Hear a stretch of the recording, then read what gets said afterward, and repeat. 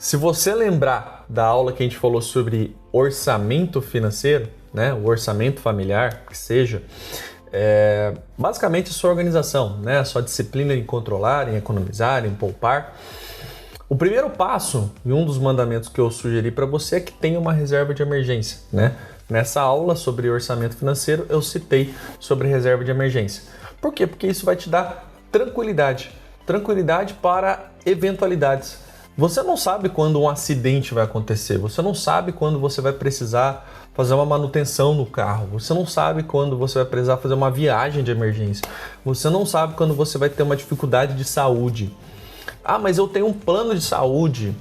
Tudo bem, mas vai existir gastos adicionais ao plano de saúde, né? Você vai ter provavelmente exames a serem feitos. Ah, mas eu tenho seguro no meu carro. Tá, mas você tem um sinistro do seu carro. No seu seguro do carro também não entra pequenas colisões, bem provável, manutenção de mecânico, né? Pneu, óleo, não entra nada disso. Então a gente tem uma série de situações no nosso cotidiano e que seja do mais simples ao mais sério e grave, por exemplo, saúde, e que a gente não tem controle sobre isso. Tudo isso é inesperado. É por isso que o nome se chama reserva de emergência. Então a primeira forma que a gente deve encontrar, tá, para começar nos investimentos é constituindo a nossa reserva de emergência. Esse é o primeiro passo. Inclusive, tem uma aula aqui do Rafael Martinelli, existe um curso do Rafael Martinelli na Sacra Educação sobre as 4 caixinhas. Então, ele ilustra, ele te mostra o caminho, como você deve construir uma carteira de investimentos completas no método das 4 caixinhas. A primeira caixinha é a reserva de emergência. A primeira situação que você deve responder é a tua reserva de emergência. Então, vamos para o nosso slide aqui. Deixa eu colocar a tela. Pronto, estou na tela. Posso ficar aqui no canto direito. E vamos para os nossos exemplos então, né? Eu coloquei aqui como necessidade da reserva de emergência. Deixa eu pegar a caneta. Então, necessidade da reserva de emergência. Então, de novo, se é uma reserva de emergência, é um valor que eu vou guardar para usar em eventualidades. É para me dar mais tranquilidade financeira. É assim que eu consigo fazer um investimento em ações e se aquela ação está caindo 10, 15, 20%, eu continuo tranquilo. Porque se algo acontecer e eu precisar de um dinheiro imediato, eu não vou vender essas ações. Eu tenho da minha reserva para tirar. Então, de novo, é a primeira caixinha, né? É o primeiro bloco da sua carteira de investimentos que você precisa constituir. É a sua reserva de emergência. Ponto obrigatório, tá certo? Bom, e aí por que tá aqui? Blanco, você colocou para mim aqui que são gastos mensais, né? O gastos no mês, né? O gasto mensal, vezes 6 meses. Isso é uma regra? Olha, não é uma regra, até porque a literatura ela não tem um consenso sobre isso. Em dado momento da minha vida, eu tive uma reserva de emergência de 12 meses. Então eu tinha muito menos exposição a risco, como eu tenho hoje, por exemplo, tá? Por quê? Porque naquele momento eu tinha mais incertezas. Então eu tinha um cenário muito mais incerto, com menos precisão. E essa falta de precisão me trazia para uma zona mais, obrigatoriamente, né, para uma zona de mais segurança, de mais tranquilidade. Então eu aumentei a minha reserva, resgatei dessa parte que tinha um pouquinho mais de volatilidade e trouxe para a minha reserva de emergência. Por quê? Porque eu precisava de mais tranquilidade para tomar minhas decisões. Nesse momento da minha vida era uma transição de carreira. Então eu optei por isso, né, de aumentar as alocações e os meus investimentos na minha reserva de emergência. Hoje em dia, a minha reserva ela fica entre 4 a 6 meses, tá? Então, às vezes, eu até abuso um pouquinho da regra aqui, eu pego ali da minha reserva para fazer alocações, né? Então pego da minha reserva como caixa de oportunidade. Recomendo isso? Claro que não. Eu faço isso na minha conta, mas obviamente eu não recomendo isso porque você está abrindo mais margem para o risco, né? Mas como eu tenho uma disciplina de devolver o dinheiro lá para minha reserva de emergência, né, de me pagar, né, eu cobro juros de mim mesmo, inclusive, então eu devolvo lá o dinheiro para minha reserva de emergência para completar esses 6 meses, tá bom? Então assim, não tenho reserva de emergência. Comece então com essa regrinha e você vai vendo o que é melhor para você, tá? Assim como o que eu considero nos gastos mensal. O que são gastos, né? Se a gente pegar lá o conceito contábil, né, a gente vai ter custo, a gente vai ter despesa e etc, certo? Então, não precisamos entrar nessa pira toda não.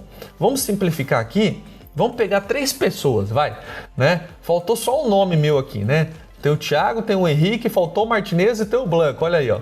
Então, o Thiago, ele considera como gastos mensal a moradia, a alimentação, o transporte e a saúde, tá certo?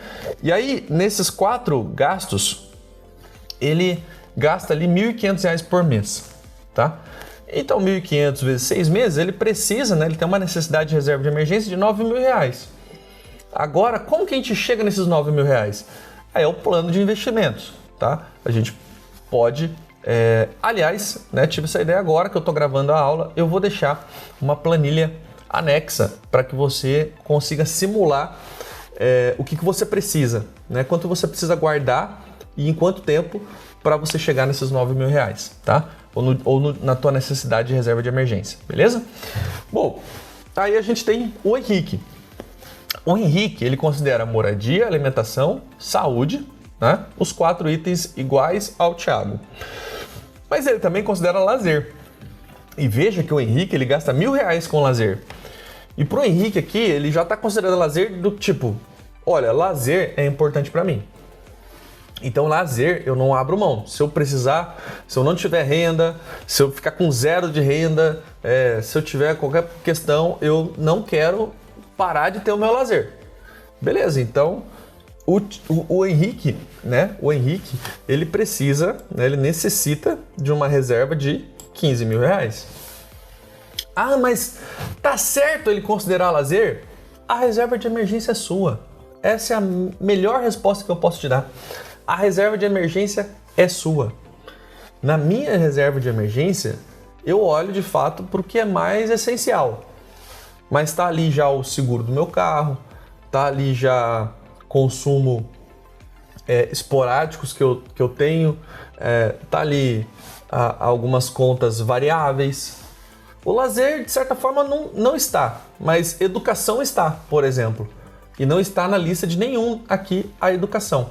Educação eu considero dentro da minha reserva de emergência, da minha estimativa de gasto mensal. Então, a melhor resposta que eu tenho para te dar é o que você precisa considerar como gasto mensal para que te dê tranquilidade durante 4, 5, 6, 12 meses, no qual, se você tiver 0 renda, você continua vivendo com tranquilidade, sem precisar descer algum padrão de consumo. E aí a gente tem o Blanco. O Blanco, ele considera moradia, alimentação, transporte, saúde, lazer, o clube, viagens.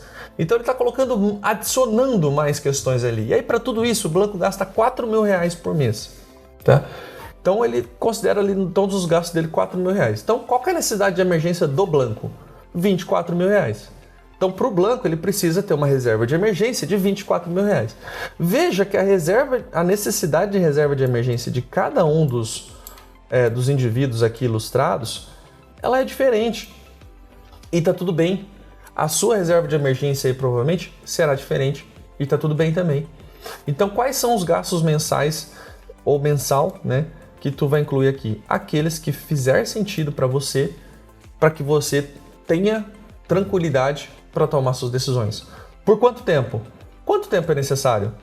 Quanto tempo é necessário de uma reserva de emergência para que, se você perder o emprego amanhã, você tenha condições, tempo suficiente de se realocar no trabalho, ou se você perder uma fonte de renda, você conseguir criar uma nova fonte de renda?